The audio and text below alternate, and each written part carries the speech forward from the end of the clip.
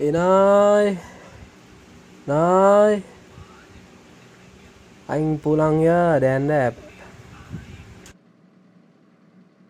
Ih budak hestan naon sih, digagero teu dek nembalan. Wah, jelema edan karak balik. Ajeun ku aing mau ditembalan kenanya naik sorangan lah.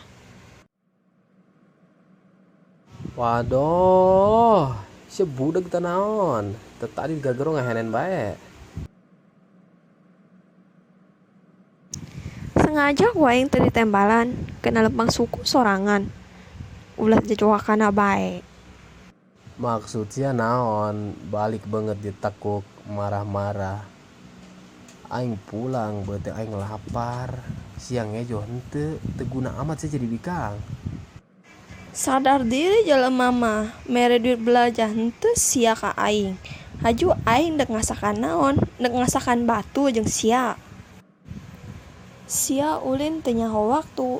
Eleh bae jelema edan mah. Emang sia doang anu lapar. Nyahona dahar bae. Hakan tuh langsung kosong. Geus mulai barani sia ka aing kuari.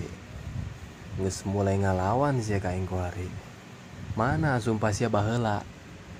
Dek sahidup samati jang aing. Akang, neng mandek ilu bae. Pokona akang ka mana ge neng mah ilu bae. Kuari sia malah posie. Anjir. Hirup mah teu cukup ku cinta. Aing ngising di WC pasar, kudu mayar 2.000. Micintai bae mayar. Harusna sia mikir jalalaki geus boga bikang. Aing ge usaha teu ngajadog bae. Aing usaha ngalamar gawe enggeus ka dieu ka ditu. Ngalamar ka dieu enggeus ka ditu enggeus dipanggil henteu. Asup ka pabrik dipentan sogokan malulu. Duit sogokan dibere gawe mah henteu duit eueuh. Si nyaho sorangan kuari mah. Balaon amat hirup teh. Ala deui duit sogokanna, jagawe asup henteu. Daek bae dibabode jelema. Alah, siari ngomong bacot henteng jasa, ngagampangkeun jasa. Copot ku si dituri bisa mah.